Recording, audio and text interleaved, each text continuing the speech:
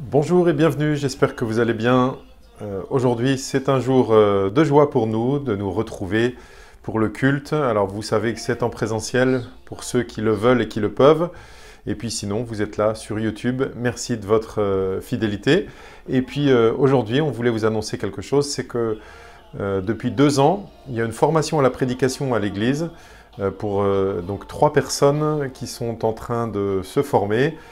Et aujourd'hui, on va avoir la joie d'entendre pour la première fois Frédéric, qui fait partie de ces 3 personnes. Donc c'est lui qui va apporter la prédication aujourd'hui à l'église et sur YouTube aussi.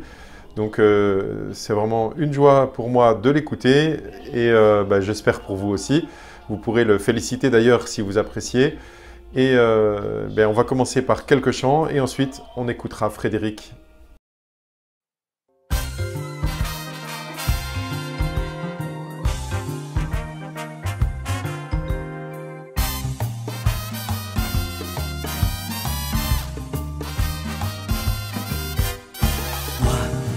Dans la joie,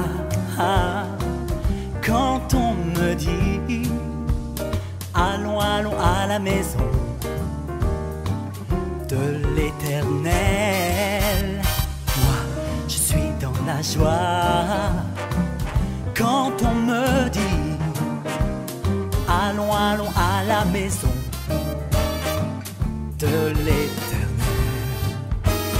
Là sont réunis mes frères et mes amis, tous les gens que j'aime, ceux qui me comprennent. C'est ici que je suis bien, c'est ici que je suis bien.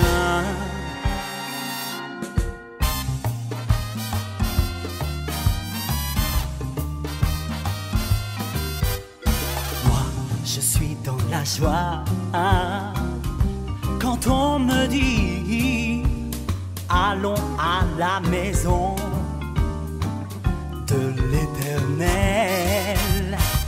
Moi, je suis dans la joie quand on me dit allons à la maison de l'Éternel. Là sont réunis mes frères, mes amis, tous les gens que j'aime, ceux qui me comprennent. C'est ici que je suis bien, c'est ici que je suis bien.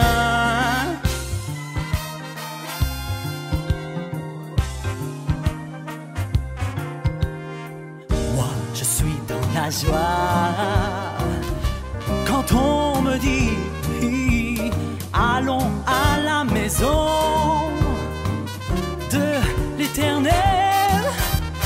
Moi, je suis dans la joie quand on me dit allons à la maison de l'Éternel, de l'Éternel, de l'Éternel.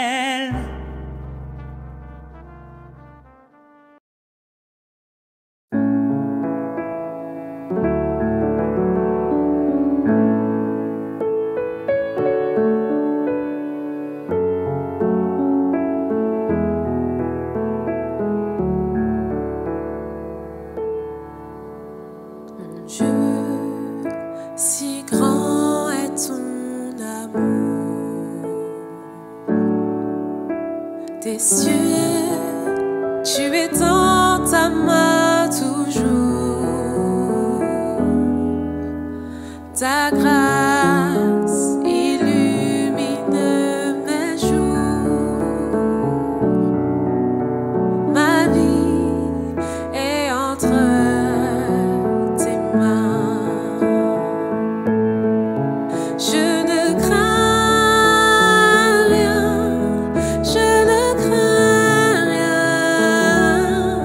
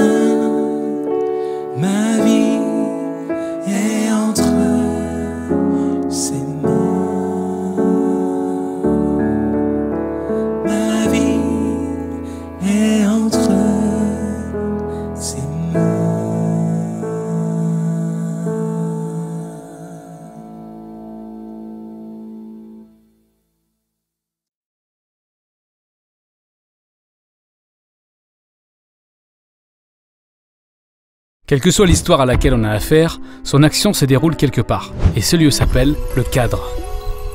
Étant donné que nous avons appris comment lire les récits bibliques, parlons maintenant de la manière dont les scènes se présentent dans la Bible.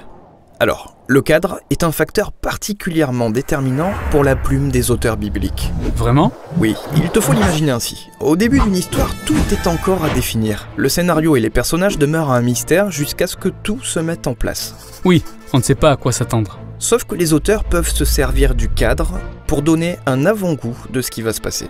Comment ça ? Eh bien, supposons qu'une histoire commence dans un tribunal. Qu'est-ce qui va se passer à ton avis ? Je m'attends à une histoire de justice dans laquelle il y a un procès. Oui, ou alors imaginons le cadre d'une sombre et vieille maison abandonnée. Ah, ça me fait penser à un film d'horreur.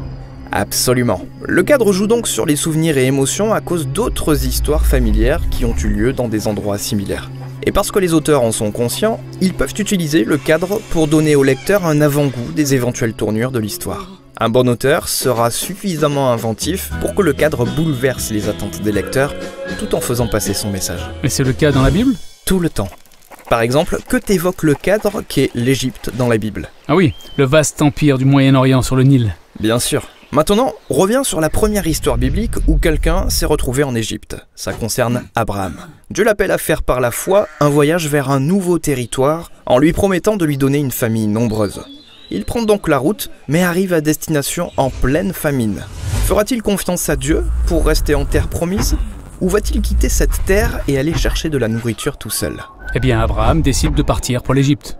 Une fois en Égypte, la situation se dégrade rapidement. Pour sauver sa peau, Abraham nie que Sarah est sa femme parce que Pharaon cherche à l'épouser. D'accord, première impression de l'Égypte, pas vraiment le lieu de vacances idéal. Mais ensuite, Dieu vient à leur secours. Il frappe l'Égypte de fléaux qui contraignent Pharaon à les relâcher et pour chasser Abraham de son pays, il le comble de biens. À partir de cette histoire, comment peux-tu définir le cadre qu'est l'Égypte ? C'est l'endroit où les gens atterrissent à cause de leur mauvais choix, mais c'est aussi un endroit où Dieu vient au secours de son peuple. Ouais, et la seconde histoire principale qui se déroule en Égypte suit le même schéma. Les arrière-petits-fils d'Abraham font une succession de choix stupides qui finissent par les conduire en Égypte pendant une autre famine. On s'enfonce un peu plus en Égypte. Donc les générations se succèdent et la famille finit par être réduite en esclavage en Égypte. Qu'est-ce qui va se passer à ton avis ? Dieu va envoyer les fléaux et délivrer son peuple. Tu l'avais vu arriver, on dirait. Après le retour des Israélites en terre promise, Dieu leur dit de ne plus jamais retourner en Égypte sous aucun prétexte. Ce pays n'apporte que problèmes et oppression. Donc si les futurs personnages bibliques se rendent en Égypte, je dois commencer à flipper. C'est exact. C'est comme Salomon qui, au sommet de sa gloire et de sa puissance, a épousé la fille du roi d'Égypte et s'y est même créé un réseau d'étalons égyptiens en import-export. Mais une génération plus tard, ce partenariat a viré au cauchemar et l'Égypte a une fois de plus recommencé à oppresser Israël. Donc les cadres de la Bible maintiennent le souvenir de ces histoires anciennes, ce qui suscite des attentes. Oui, c'est un procédé littéraire ingénieux pour donner de la substance aux histoires. À vrai dire, les auteurs bibliques sont particulièrement brillants. Ils sont autant capables de susciter des attentes que de les bouleverser de manière inédite. Comment ça ? L'Égypte en est le parfait exemple. Dans l'évangile selon Matthieu, à la naissance de Jésus, sa famille a dû s'enfuir en Égypte. Oh, ça sent les problèmes ça. C'est ce qu'on serait tenté de penser, mais fais bien attention aux détails. Au lieu d'être le lieu de tous les problèmes, cette fois l'Égypte sert de refuge. Et pour cause, à qui tente-t-il d'échapper ? Au roi Hérode, qui se comporte exactement comme le pharaon, sauf qu'il règne sur Jérusalem et non l'Égypte. Ok, Matthieu est en train de me montrer comment Jérusalem est devenue l'Égypte. Tout à fait. On peut trouver les schémas de ce type dans différents cadres de la Bible. Babylone, Moab, le désert, Bethléem, pour ne citer que ceci. C'est une liste un peu longue. Et elle ne finit pas de s'allonger, car il peut arriver que le cadre ne se limite pas à un endroit sur une carte. Ça peut être un contexte, mais qui fonctionne exactement comme celui d'un cadre. Par exemple, quand les gens se dirigent vers l'Est, il faut s'attendre à des problèmes. Adam et Ève ont été bannis et chassés vers l'Est, et Caïn aussi a erré vers l'Est. Les peuples se dirigent vers l'Est pour bâtir Babylone. Tous ces récits ont été conçus pour préfigurer du moment où les Israélites seraient exilés vers l'Est, à Babylone. Ah, bien vu. Ce qui nous amène à un autre type de cadre propre au récit biblique, le temps, ou la durée des événements. Notons que les périodes autour du chiffre 40 sont communes aux histoires dans lesquelles la fidélité du peuple est mise à l'épreuve. Noé reste dans l'arche pendant 40 jours et 40 nuits, et à peine débarqué sur la terre ferme qu'il se saoule. Les Israélites n'en pouvaient plus d'attendre Moïse pendant les 40 jours où il était sur le mont Sinaï, alors ils ont fait le veau d'or.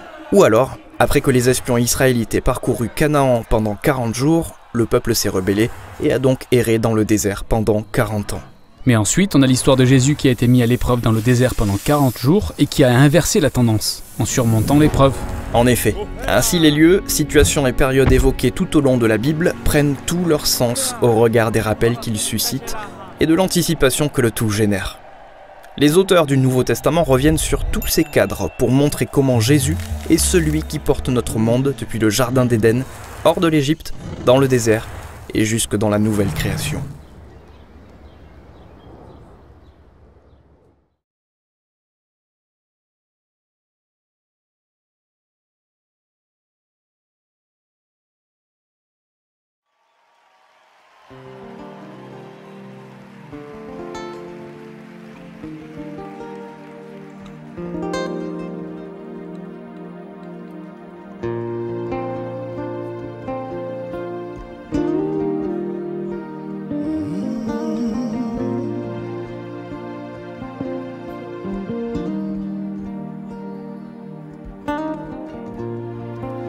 Attire-moi à toi,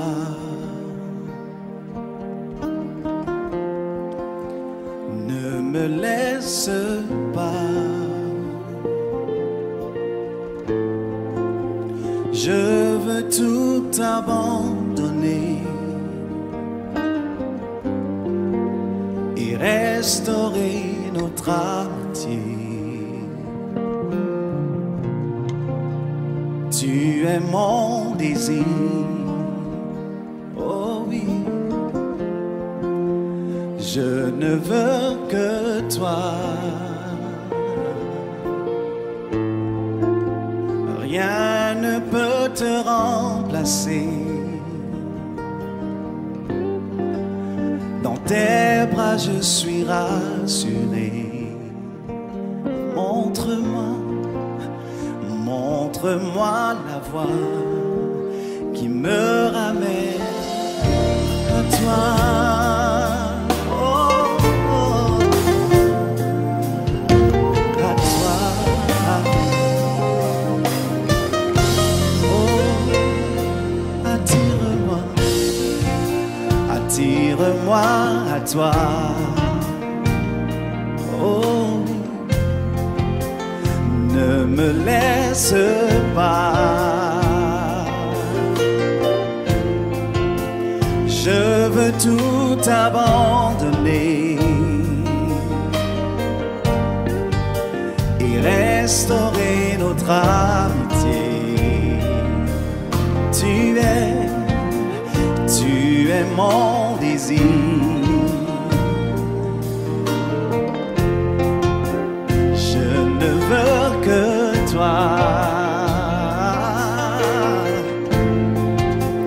Rien ne peut te remplacer. Oh non, dans tes bras je suis rassuré. Montre-moi la voie qui me ramène. Oh oui, chantons-lui.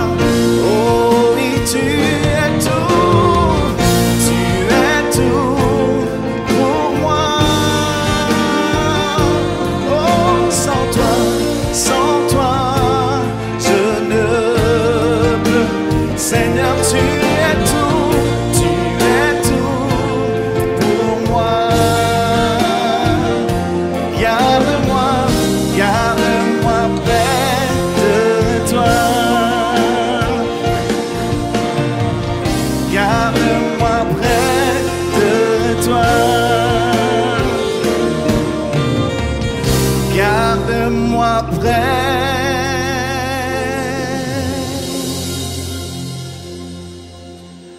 de toi, près de toi, oh oui, près de toi, encore une fois, tout près de toi, tout près de toi, comme un père et son fils.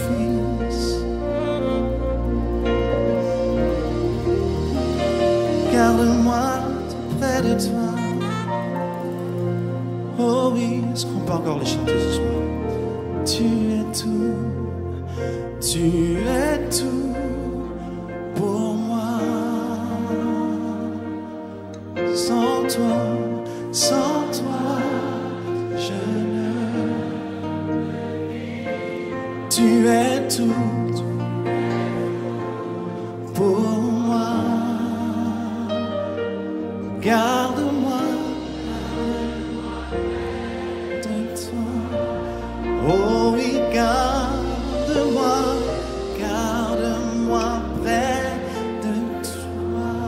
Encore une fois, garde-moi, garde-moi près de toi. Hallelujah, hallelujah, hallelujah.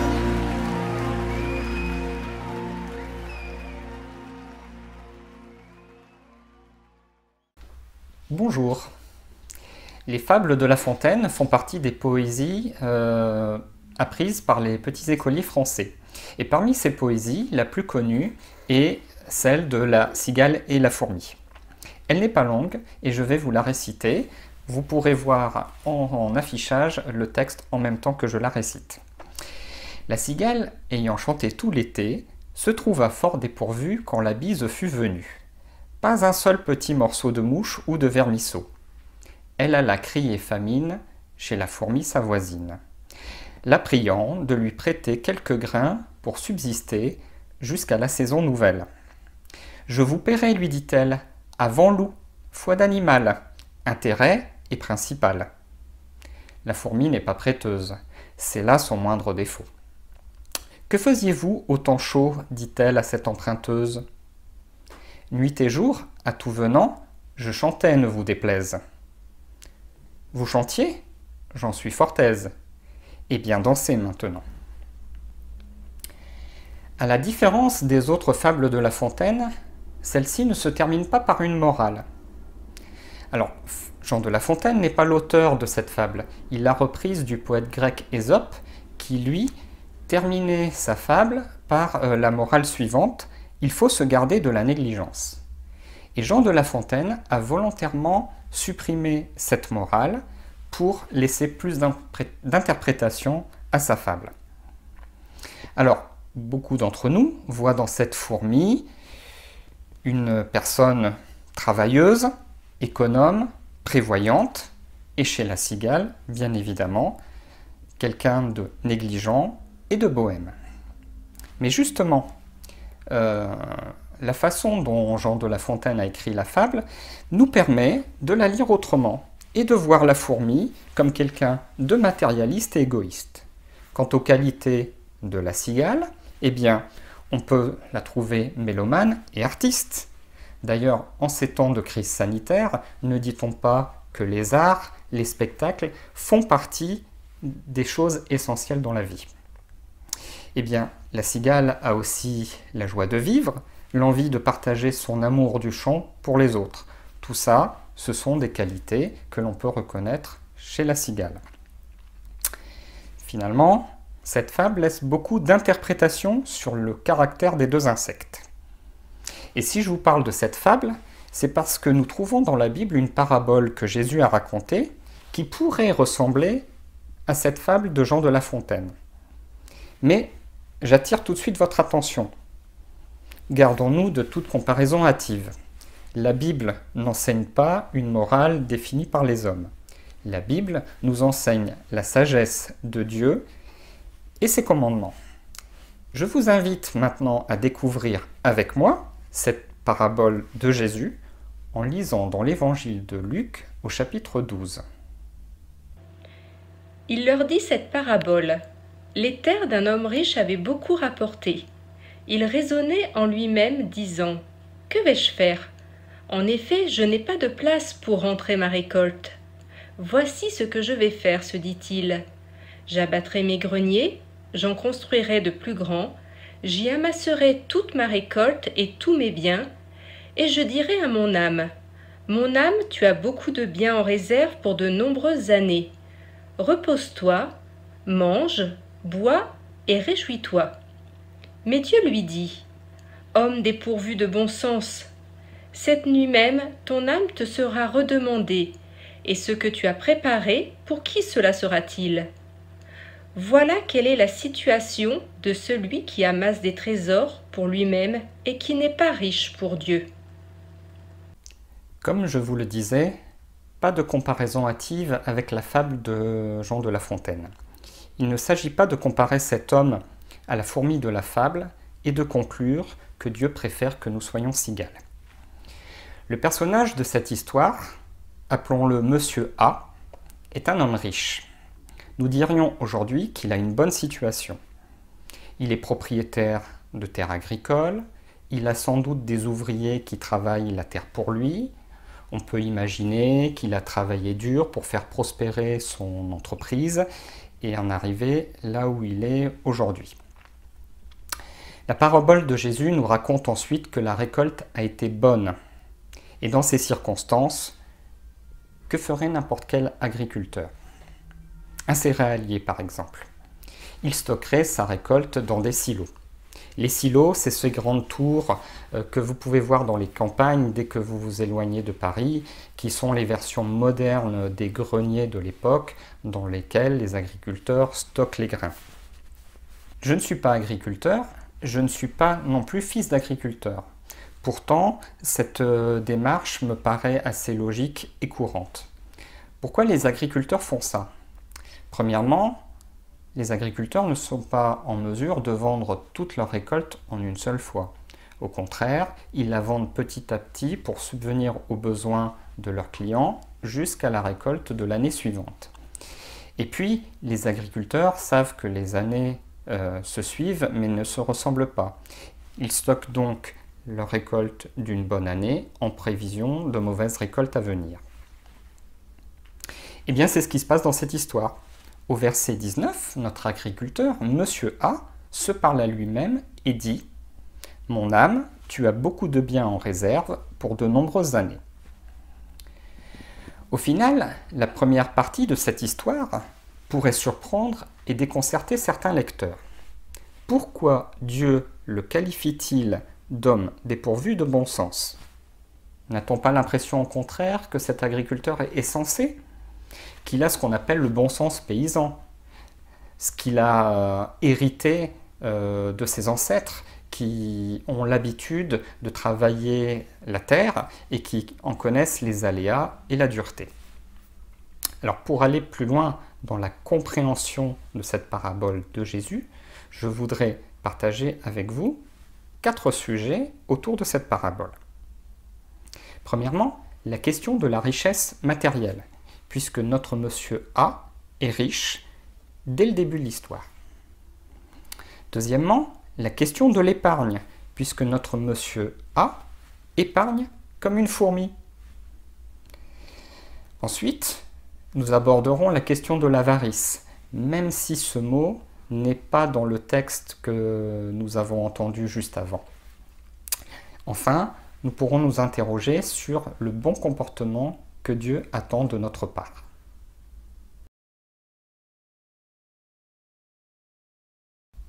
En premier lieu, je voudrais éclaircir une question que vous vous êtes peut-être déjà posée. Est-ce un péché ou est-ce que ce serait mal d'être riche ou de s'enrichir? Vous avez parfaitement le droit de vous poser cette question. Dans l'histoire du christianisme, certains courants religieux, comme celui de François d'Assise, ont prôné la pauvreté. Pourquoi? Parce que leur raisonnement est d'être ainsi des imitateurs de Jésus, en ne possédant aucun bien. Le vœu de pauvreté que font ces chrétiens va d'ailleurs de pair avec la pratique du partage, de la charité et de l'assistance aux plus nécessiteux. C'est ainsi que les chrétiens vont avoir une lecture alternative de la fable de La Fontaine et voir dans la fourmi non pas quelqu'un de travailleur et de vertueux, mais quelqu'un de matérialiste et d'égoïste. La fourmi n'est pas prêteuse, elle est encore moins généreuse ou partageuse. Dans la parabole qui nous occupe aujourd'hui, dès le premier verset, Jésus nous dit que Monsieur A est déjà un homme riche. Alors, a-t-il besoin de s'enrichir plus? A-t-il besoin de construire des greniers plus grands? Et puis vous connaissez sûrement l'image du chameau que Jésus a utilisée. Il est plus facile à un chameau de passer par un trou d'aiguille qu'à un riche d'entrer dans le royaume de Dieu. Il avait donné cette explication à ses disciples après avoir déclaré à un homme riche « Si tu veux être parfait, va vendre ce que tu possèdes, donne-le aux pauvres, et tu auras un trésor dans le ciel, puis viens et suis-moi. » Imiter Jésus est une très bonne idée, mais est-ce que Dieu veut que ses enfants soient tous pauvres? Qu'en était-il des grands hommes dans l'Ancien Testament? Eh bien, prenons l'exemple d'Abraham. Genèse 13, verset 2, nous dit « Abraham était très riche en troupeaux, en argent et en or. » Un peu plus loin, on apprend qu'il avait beaucoup de serviteurs. Alors, beaucoup, d'après vous, c'est quoi? C'est 10 serviteurs? 20? Eh bien non. Pas tout à fait. Les plus braves, ceux qu'il va armer pour aller défendre son neveu Lot qui était fait prisonnier, sont au nombre de 318. Vous voyez, Abraham, avec les mots d'aujourd'hui, n'est ni de classe moyenne, ni même patron de PME, il est à la tête d'une très grande entreprise. Et son fils Isaac?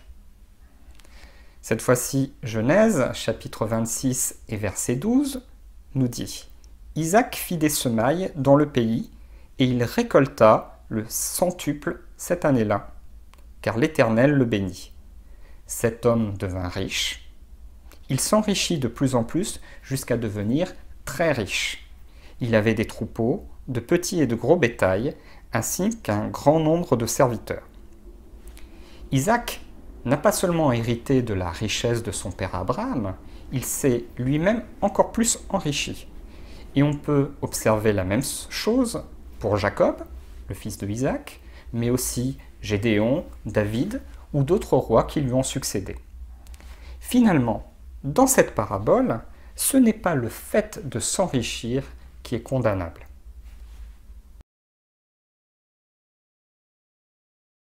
Si ce n'est pas le fait de s'enrichir, est-ce qu'il est question de blâmer le fait d'épargner? Reprenons le texte de la parabole. Au verset 19, il est dit « Mon âme, tu as beaucoup de biens en réserve pour de nombreuses années. » Monsieur A ajoute « Repose-toi, mange, bois et réjouis-toi. » Notre personnage se réjouit du travail accompli, de ce qu'il a pu mettre de côté. C'est ce que nous appelons aujourd'hui épargner. Imaginez que vous êtes le personnage de cette histoire. Vous êtes peut-être artisan, commerçant ou salarié d'une entreprise.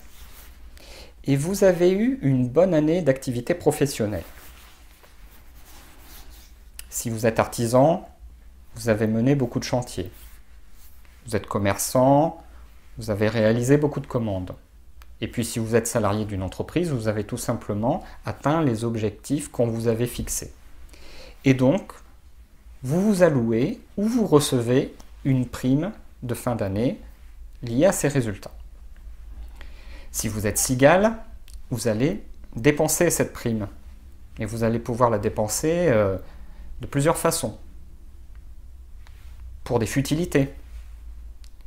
Parmi mes ancêtres, je sais que certains avaient l'habitude d'aller dépenser leur paye au café, obligeant leur famille à se serrer la ceinture jusqu'à la paye suivante. Mais vous pouvez aussi dépenser cette prime pour acheter quelque chose dont vous avez envie ou tout simplement besoin. Et puis, vous pouvez tout aussi bien utiliser cette prime de façon désintéressée pour aider des gens dans le besoin. Bref, les exemples ne manquent pas. Si vous êtes fourmi, vous irez placer cette prime sur un livret d'épargne. Cela vous permettra, comme Monsieur A, d'avoir une réserve si l'année suivante est moins bonne, et puis aussi d'avoir un capital si vous prévoyez d'acheter une voiture ou une maison. Mais est-ce que vous vous considérez pour autant dépourvu de bon sens? Dans tous vos choix de vie, vous pouvez trouver des réponses dans la Bible. La Bible est la parole vivante de notre Seigneur. Et comme tout à l'heure, quand j'ai évoqué Abraham et Isaac, voyons ce que nous raconte le livre de la Genèse au sujet de Joseph, un des fils de Jacob. Joseph, vendu comme esclave par ses propres frères, va se retrouver un jour face au pharaon d'Égypte et lui expliquer son rêve des 7 vaches grasses et des 7 vaches maigres. Il y aura 7 années de grande abondance dans toute l'Égypte. 7 années de famine les suivront, et l'on oubliera toute cette abondance en Égypte. La famine détruira le pays. Maintenant que le Pharaon choisisse un homme intelligent et sage, et qu'il le mette à la tête de l'Égypte. Que le Pharaon établisse des commissaires sur le pays pour prélever 1/5 des récoltes de l'Égypte pendant les 7 années d'abondance. Qu'ils rassemblent tous les produits de ces bonnes années à venir, qu'ils amassent sous l'autorité du Pharaon du blé et des vivres dans les villes et qu'ils en aient la garde. Ces provisions formeront une réserve pour le pays pour les 7 années de famine qui frapperont l'Égypte, afin que le pays ne soit pas détruit par la famine.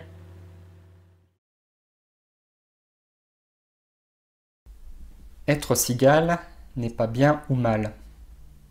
Être fourmi non plus.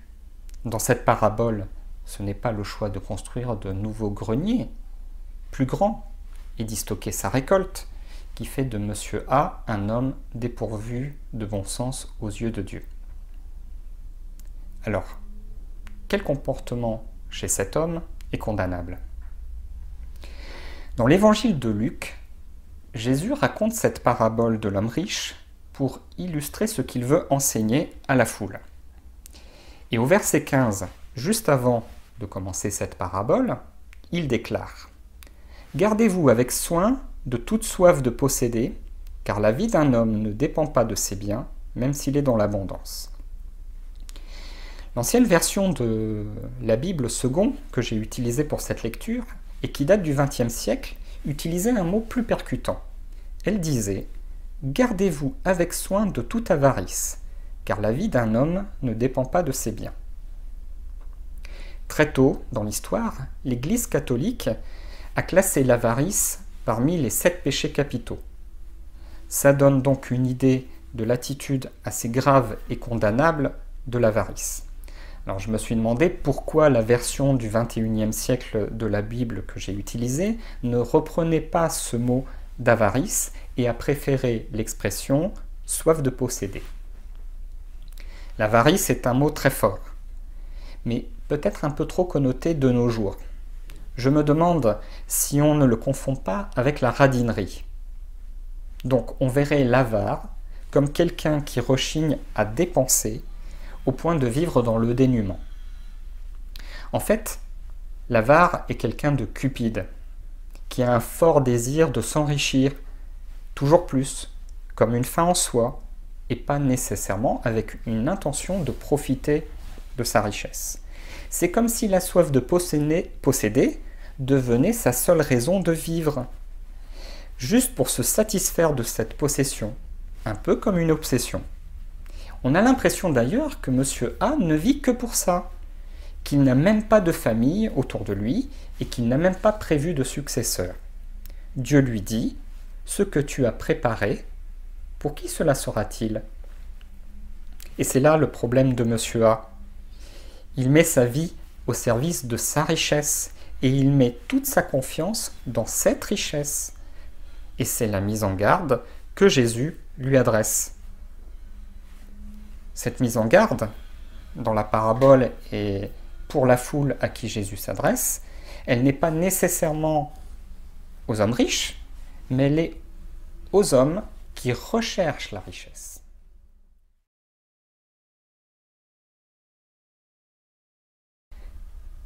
Alors, quel est l'enseignement de Jésus ici? Quel est le comportement que Dieu attendrait de nous ou de Monsieur A? Jésus nous dit dans cette parabole que Monsieur A n'est pas riche pour Dieu. Au sens propre, c'est un fait. Monsieur A est riche, mais il n'utilise pas sa richesse pour Dieu. Il ne l'utilise pas pour remercier Dieu ou pour la gloire de Dieu. Monsieur A est avare, et comme tout avare, il met sa confiance dans son argent et pas en Dieu. Il se croit d'ailleurs l'acteur de sa richesse, un peu comme si c'était lui qui avait provoqué les conditions pour que la récolte soit bonne. Il a oublié l'enseignement que Dieu a transmis à Moïse et qu'il a forcément reçu quand il était jeune, comme tout Hébreu. Voici ce que nous dit Deutéronome au chapitre 8.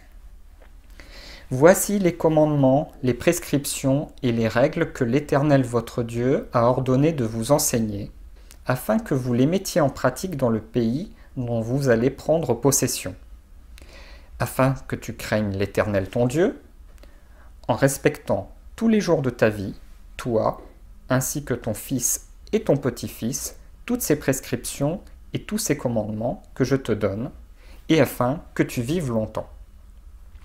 Et après cette longue introduction, voici donc les prescriptions.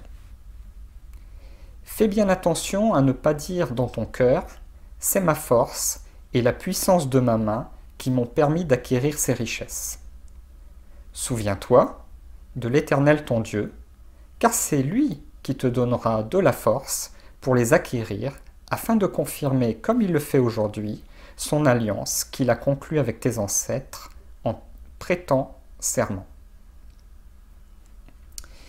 Eh bien, à la différence de Monsieur A, nous avons des exemples dans la Bible de gens qui se sont souvenus de ces prescriptions et qui les ont appliquées.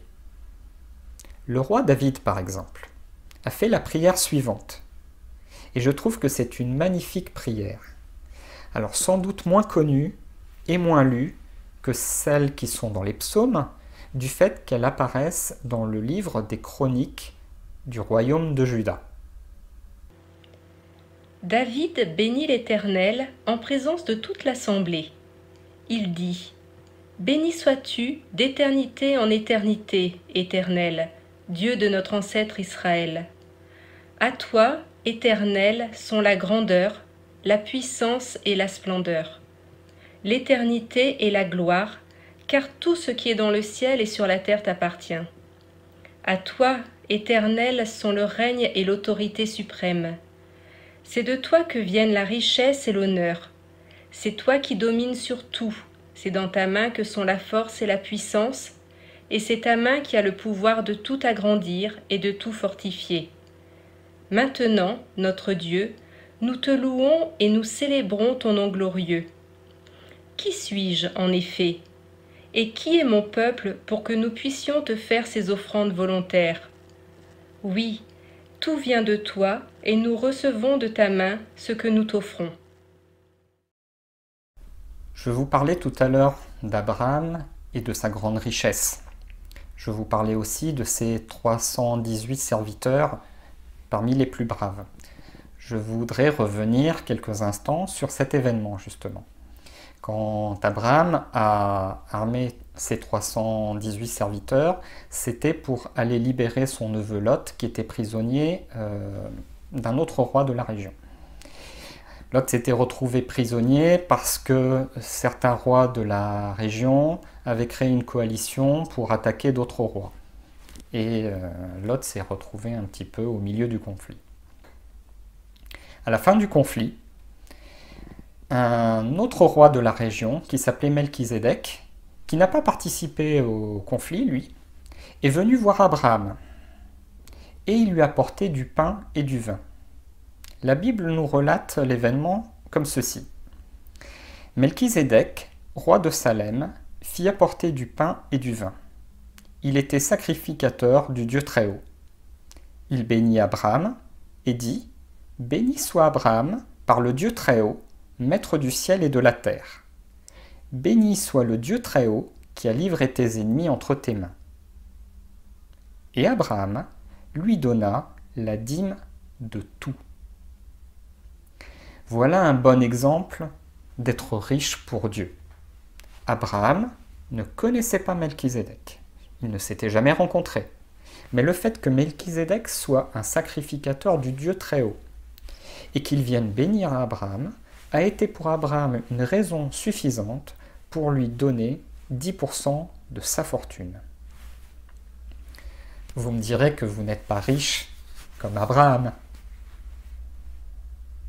Mais où fixe-t-on le seuil de la richesse? C'est à vous de voir. Mais je voudrais partager avec vous encore un passage de la Bible, cette fois-ci dans l'évangile de Marc, qui est présent dans l'évangile pour nous édifier. Voilà que Jésus était dans le temple à Jérusalem, et Marc nous raconte ceci. Jésus était assis vis-à-vis du tronc et regardait comment la foule y mettait de l'argent. De nombreux riches mettaient beaucoup. Une pauvre veuve vint aussi. Elle y mit 2 petites pièces, une toute petite somme. Alors Jésus appela ses disciples et leur dit : « Je vous le dis en vérité, cette pauvre veuve a donné plus que tous ceux qui ont mis dans le tronc, car tous ont pris de leur superflu pour mettre dans le tronc, tandis qu'elle, elle a mis de son nécessaire, tout ce qu'elle possédait, tout ce qu'elle avait pour vivre. » Voyez-vous, riche pour Dieu n'est pas une question d'argent. Riche pour Dieu, c'est être reconnaissant à Dieu dans ses prières. Riche pour Dieu, c'est être respectueux de Dieu dans son comportement et dans sa manière de vivre. Riche pour Dieu, c'est être redevable à Dieu dans ses offrandes. Et c'est exactement ce qui animait cette pauvre veuve dans l'évangile de Marc. Voilà ce à quoi Dieu nous exhorte. Ne soyons pas avares comme Monsieur A, soyons des Monsieur R ou des Madame R. R comme reconnaissant à Dieu dans nos prières. R comme respectueux de Dieu dans nos comportements et dans notre manière de vivre. R comme redevable à Dieu dans nos offrandes. Au sens propre, Monsieur A était riche. Mais dans cette parabole, Jésus conclut en disant « Voilà quelle est la situation de celui qui amasse des trésors pour lui-même et qui n'est pas riche pour Dieu. » Et amasser des trésors peut tout à fait se comprendre au sens figuré. Il ne s'agit pas que d'amasser de l'argent. Dans cette histoire, les trésors sont tout ce qui va concentrer notre attention dans notre vie, ce qui va nous faire avancer jour après jour. Quand je suis arrivé dans mon entreprise, celle-ci faisait un wouzou. Alors c'est quoi un wouzou? C'est tout simplement un annuaire amélioré, avec des photos et avec un témoignage des salariés. Alors un témoignage orienté professionnel bien sûr, mais ce wouzou se concluait systématiquement par la question suivante. Qu'est-ce qui vous fait avancer dans la vie? Et moi, je vais vous laisser avec cette question. Qu'est-ce qui vous fait avancer dans la vie? Et je vous invite à réfléchir aux trésors qui vous accaparent, qui vous motivent pour avancer dans la vie, et dans lesquels vous mettez votre confiance. Est-ce que ces trésors vous privent de la présence de Dieu et vous empêchent d'être riche pour lui? Qui sait quand notre âme nous sera enlevée? Faisons en sorte d'investir dans notre vie éternelle, mettons notre confiance en Dieu et qu'au moment du jugement, Dieu ne nous dise pas « homme insensé. Oui, l'homme va et vient comme une ombre. Il s'agite, mais c'est pour du vent. Il amasse des richesses et il ignore qui les recevra. Maintenant, Seigneur, que puis-je espérer? C'est en toi qu'est mon espérance. Eh bien, félicitations Frédéric, c'était très agréable à entendre. On vous souhaite un bon dimanche à tous. On va se quitter avec un dernier chant. Que le Seigneur vous bénisse. Bye bye.